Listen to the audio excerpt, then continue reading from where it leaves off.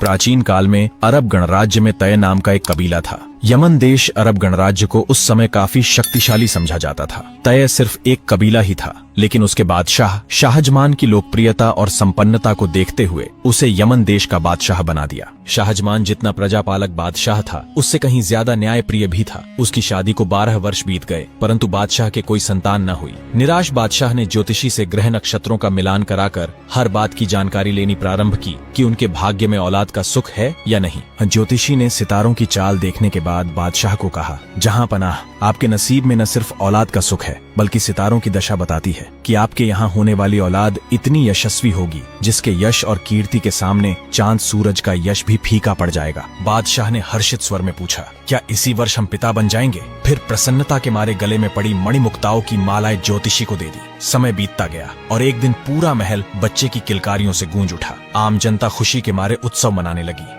नवजात शिशु का नाम हातिम रखा गया। खुशियों के उस माहौल में अचानक दासी ने बादशाह को आकर खबर दी कि बच्चा दूध नहीं पी रहा है। हर कोशिश बेकार साबित हो रही है। बादशाह के चेहरे पर चिंता की लकीरें उभर आईं। उन्होंने ज्योतिषी को तलब करके कहा, सितारों की चाल देखकर बताइए कि शहजादा दूध क्यों नहीं पी रहा। ज्योतिषी ने नक्षत्रों की गणना करके कहा, बादशाह सलामत, हमारा ज्योतिषीय ज्ञान कहता है कि आज जिस नक्षत्र में शहजादे का जन्म हुआ है, उसी घड़ी और नक्षत्र में राज्य में 60,000 बच्चों ने जन्म लिया है। चूंकि आपका शहजादे का परोपकार जन्मजात गुण है, इसलिए इस घड़ी और नक्षत्र में जन्म लेने वाले बच्चों में अनेक बच्चों की माताओं के स्तनों में दूध नहीं है और वे भूखे हैं। गरीबी की वजह से उन्हें दूध नहीं मिल रहा है। आपके शहजादे को यह स्वीकार नहीं। उनके साथ जन्म लेने वाले बच्चों में जब तक एक भी बच्चा भूखा रहेगा, वह दूध नहीं पिएंगे। बादशाह ने तुरंत उन सभी गरीब बच्चों के घर दूध और खाने की व्यवस्था करवाई। दासियों ने बादशाह से रूबरू होकर कहा, हुजूर, चांद सितारों की खूबसूरती को भी मात देने वाला शहजादा पूरी तरह तंदुरुस्त है। खुश नजर आता है, उसके बावजूद भी अभी तक दूध नहीं पी रहा। ज्योतिषी बोला,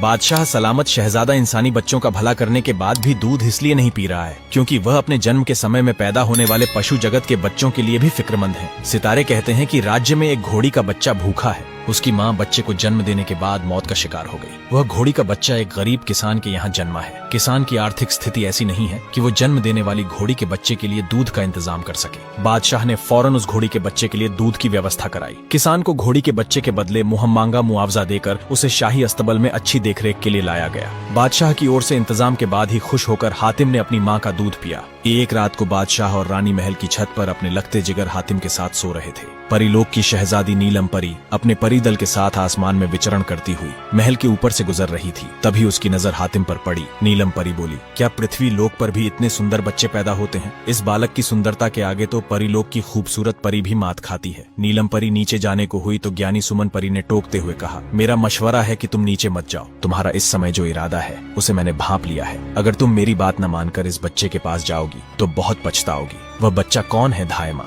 उसका नाम हातिम है। मैं अपनी ज्ञान दृष्टि से इस बात को जान चुकी हूँ कि यह बच्चा कोई साधारण बालक नहीं है। न जाने क्यों मेरा मन उसके पास जाने को बेकरार है धाय माँ। मैं जाती हूँ। सुमन परी रोकती रही, मगर नीलम परी जैसे चुंबकीय प्रभाव में हातिम की ओर खींची चली गई। महल की छत पर उसके उतरते ही उसके प्रभाव से नौकर चाकर कुछ देर के लिए गहरी नींद में सो गए। नीलम परी ने हातिम को गोद में उठाया, उसे चूमा, प्यार किया, सीने से लगाया। फिर भी मन ना भरा तो उसे लेकर परीलोक को उड़ गई। यमन राज्य की एक पहाड़ी पर एक गुफा में अबलोक नाम का एक जादूगर रहता था। वह इतना जालिम था कि उसने अपनी जादू शक्ति से न केवल विद्वान इंसानों को बल्कि आकाश में अकेली विचरण करती परियों को भी खींचकर अपने पहाड़ की गुफा में कैद कर रखा था। वह जंगल के खूंखार दरिंदों को भी अपने जादू के जोर से अपनी जादू नगरी में खींच लेता था और उनसे इंसानों का युद्ध कराकर खून खराबा देखकर आनंदित होता था। ऐसे ही एक दिन वह मासूम परियों पर अकारण जुल्म ढाकर उन्मादी ठाके लगा रहा था। तभी बरसों से उसकी कैद में रह रहा अपने जमाने का सबसे मशहूर विद्वान और प्रसिद्ध ज्योतिषी शरणशाह परियों पर अत्याचार होते देख चीख पड़ा, बस कर अब लोग जादूगर,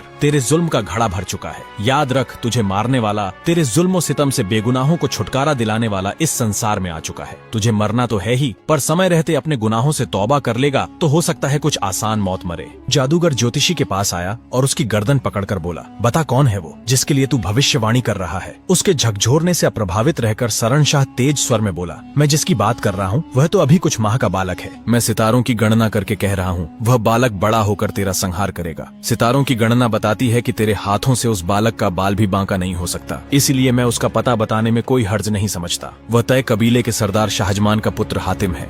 अब लोग जादूगरबाज के रूप में बदल गया और हातिम को मारने के उद्देश्य से आकाश में उड़ गया। उधर जब बादशाह और बेगम की आंख खुली तो वे चौंक उठे। उन्होंने बिस्तर पर नन्हे हातिम को न पाया तो देखते ही देखते वहाँ कोहराम मच गया। पहरेदारों से सख्त पूछताछ की जाने लगी। किसी को कुछ भी मालूम नहीं था कि नन्हा हातिम कहाँ गया, जमीन खा गई या आसमान निकल गया। हातिम की माँ बच्चे की जुदाई के गम में विलाप करने लगी। माँ का करुण रुदन परियों की शहजादी नीलम परी से देखा नहीं गया। वह झट आकाश से उतरी और बच्चे को माँ की गोद में सौंपते हुए बताया कि किस तरह वह आकाश में विचरण कर रही थी कि हातिम की खूबसूरती पर मंत्रमुग्ध होकर वह उसे परीलोक ले गई थी। नीलम परी ने हातिम के गले में ताबीज डालते हुए कहा, यह परीलोक की तरफ से हातिम के लिए उपहार है। जब तक मणिमुक्ताओं से युक्त यह ताबीज हातिम के गले में होगा तो बड़ी से बड़ी दुष्ट शक्ति भी हातिम का नुकसान नहीं पहुंचा सकेगी। यह कहकर नीलम परी अंतर्ध्यान होने ही वाली थी कि उसी समय खतरनाक बाज का रूप धारण करके अब लोग जादूगर वहां आ धमका। उसने हातिम पर झपट्टा मारते हुए सर पर नुकीली चोंच मारी। बादशाह, बेगम और दरबारियों में चीख पुकार मच गई। सेनापति ने तलवार निकालकर हमलावर बाज पर निशाना साधा। तलवार बाज के शरीर से टकराकर टूट गई। हातिम का बाज के हमले से बाल भी बांका नहीं हुआ। तभी नीलम परी ने जादू के प्रभाव से हातिम के चारों ओर सुरक्षा पुंज लगा दिया। जब तक नीलम परी के हाथ में परीलोक की छड़ी थी, अबलोक उसे कोई भी नुकसान नहीं पहुंचा सकता था। कुपित हुआ अबलोक अपने वास्तविक रूप में आकर चिंघाड़ने लगा। नीलम परी, मैंने तुझे पहचान लिया है। याद रख, आज मैं तेरी वजह से ही अपने शिकार को छोड़कर जा रहा हूँ। तुझसे एक ना एक दिन इसका बदला मैं अवश्य लेकर रहूंगा। फिर उसने भयानक गर्जना करते हुए बाज का रूप धारण किया और बादशाह के तीरंदाजों से बचता बचाता अपने मायावी संसार में जा पहुंचा। समय बीतता चला गया। एक दिन हातिम घुड़सवारी करता हुआ एक निर्जन ग्रामीण इलाके से गुजर रहा था कि उसके कानों में किसी स्त्री का करुण रुदन सुनाई पड़ा। उसने घोड़े का रुख उस दिशा में किया जिधर से रुदन का स्वर आ रहा था। उस स्थान पर पहुंचकर उसने देखा कि झोंपड़े के सामने कुछ लोग एकत्रित हैं। घोड़े से उतरकर आगे बढ़ने पर हातिम ने एक युवक की लाश देखी और लाश के पास एक वृद्धा को विलाप करते हुए पाया। वहां एकत्रित सभी लोग शोकाकुल थे। हातिम ने आगे बढ़कर पूछा तो उसे मालूम हुआ कि वृद्धा के इकलौते बेटे को सांप ने डस लिया है। माँ के बुढ़ापे का सहारा टूट गया है, इसलिए वह इतना विलाप कर रही है। युवक की मृत्यु का कारण जानकर हातिम ने पूछा, क्या इस गांव में कोई हकीम या वैद्य नहीं है? एक वैद्य बोला, मैं ही इलाज करता हूँ, पर इस युवक को जिस किस्म के सर्प ने डसा है वह अत्यंत विषैला है। उसका जहर उतारने का मेरे पास कोई इलाज नहीं है, परंतु मैंने अपने बुजुर्गों से सुना है कि ऐसे विषैले सर्प दंश का एक ही इलाज है और वह है माजूफल, परंतु उसे ला पाना असंभव है। उत्तर पर्वत की चोटियों पर माजूफल का वृक्ष पाया जाता है। माजूफल की तेज सुगंध की वजह से उस पर सैकड़ों विषधर और भटकती आत्माएं वास करती हैं। वहाँ जो भी गया जिंदा वापस नहीं लौट सका। हातिम ने फौरन निर्णय लेते हुए कहा, आप मुझे उस स्थान का पता बताएं जहाँ माजूफल का वृक्ष है। मैं उसे लेने जा रहा हूँ। आप लोग मेरे लिए दुआ करें कि मैं अपने उद्देश्य में सफल होकर लौटूं। मुखिया ने हातिम को बहुत समझाया, परंतु उसकी जिद के आगे मुखिया की एक न चली। हातिम ने पता मालूम किया और उसी दिशा में चल पड़ा। वह उत्तरी पहाड़ी की चोटी पर जा पहुंचा। माजूफल वृक्ष पर बैठे विषधरों ने हातिम को अपनी ओर बढ़ता देखकर एक साथ फूंकार छोड़नी प्रारंभ कर दी, परंतु नीलम परी द्वारा दिए गए ताबीज की वजह से हातिम अप्रभावित रहा। वह लगातार पेड़ की तरफ बढ़ता रहा।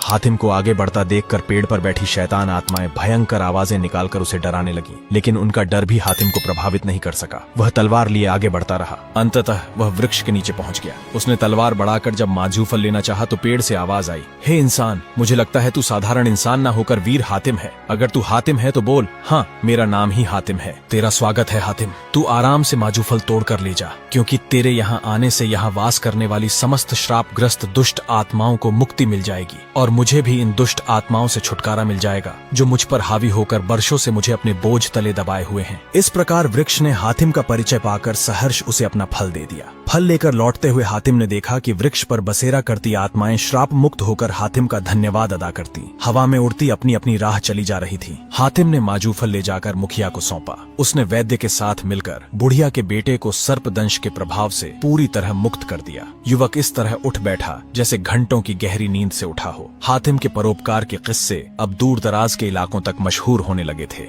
यमन देश का पड़ोसी बादशाह बहुत दानी और परोपकारी था। जब उसके कानों में यह बात पहुंची कि उसकी परोपकारी छवि हातिम के मुकाबले दबती जा रही है, तो उसने एक व्यक्ति को ढेरों इनाम का लालच देकर हातिम के कत्ल के लिए भेजा। पुरस्कार के लालच में हातिम के कत्ल का बीड़ा उठाए वह व्यक्ति तय शहर में पहुंचा। राह में उसे खुद हातिम मिला, जिसने उससे हातिम का पता पूछा। काम पूछने पर उसने बेझिझक बता दिया कि किस उद्देश्य से यहाँ आया है। उसकी बात सुनकर हातिम उसे ससम्मान महल में अपने निवास स्थान पर ले गया। उसे खिला पिलाकर पूरी आवभगत करके रात्रि विश्राम का प्रबंध किया और सुबह के उठने पर अपना सिर उसके आगे करते हुए कहा, हे मुसाफिर, तुम मेरे राज्य में आए हो, अतः अतिथि सत्कार करना मेरा कर्तव्य था। अब तुम जिस मकसद से इतनी दूर आए हो उसे पूरा करो। हातिम मैं ही हूँ, तलवार उठाओ और मेरी गर्दन काटकर अपना उद्देश्य पूरा करो। हातिम के मुख से इस बात को सुनकर वह व्यक्ति हक्का बक्का रह गया। वह हातिम के चरणों में आ गिरा और उससे क्षमा याचना की। वह वापस लौटकर अपने राज्य में गया और अपने बादशाह से वह सब कुछ कह सुनाया जो उसके साथ गुजरा था। बादशाह उसकी बात सुनकर अत्यंत प्रभावित हुआ। बादशाह ने उस आदमी को पुरस्कार देकर तथा इस बात का वचन देकर विदा किया कि हातिम की दानवीरता महान है। अब वह उसको देखकर जीवन में कभी ईर्ष्या नहीं करेगा। अब लोग जादूगर ने नीलम परी से जो मात खाई थी उसे वो भूल नहीं पाया था। 12 वर्षों के बाद उसे अचानक वह मौका मिल ही गया जब उसे नीलम परी अपनी सखियों के साथ अपनी जादू नगरी के ऊपर से उड़ती नजर आई। चूंकि उस समय नीलम परी उसकी मायावी नगरी की सीमा में उड़ती हुई जा रही थी, अतः अब लोग जादूगर का जादू उस पर आसानी से चल सकता था। उसने अपना जादू चलाया। नीलम परी के हाथ से परी लोक की छड़ी छूटकर नीचे गिर गई और छड़ी के साथ ही नीलम परी भी नीचे आने लगी। उसकी सखी परियों ने उसे बचाने की बहुत चेष्टा की,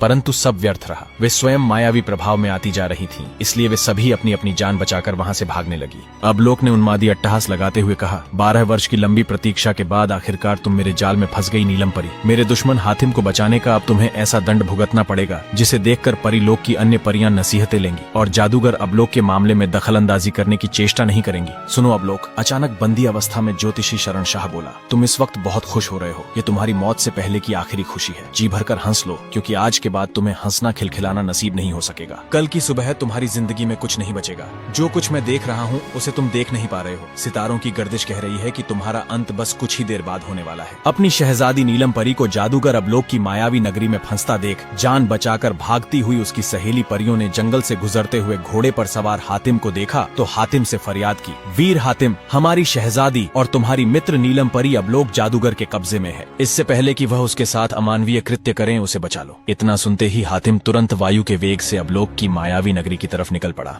हो रक्त वर्णित आंखें लिए हुए अबलोक जादूगर जैसे ही ज्योतिषी शरण शाह को दंड देने के लिए उस पर झपटा, उसी वक्त अपनी माया नगरी में बिना आज्ञा के किसी अजनबी को प्रवेश करते हुए देख वह पलट गया। अबलोक ने काले जादू के प्रभाव से विशालकाय आग के गोले प्रज्वलित किए। हातिम के गले में परिस्थान का ताबीज था, इसलिए वह उसका बाल भी बांका नहीं कर सके। अंत में उसने खूंखार दरिंदों का आह्वान किया कि तभी एक बेहद खौफनाक दरिंदों की फौज गुफा से निकल आई। मगर हातिम के सामने आते ही वे दरिंदे उसके तलवे चाटने लगे। अपनी सभी युक्तियां असफल होते देख वो दुष्ट पलटकर भागने लगा। तभी हातिम ने ललकार कर उस पर तलवार का ऐसा वार किया कि रूप बदलने से पहले ही उसके 2 टुकड़े हो गए। अब लोग चीखता हुआ काल को समा गया। उसकी मौत के साथ ही वहां का मायावी जाल भी टूट गया और सभी आजाद होकर हातिम की जय जयकार करने लगे।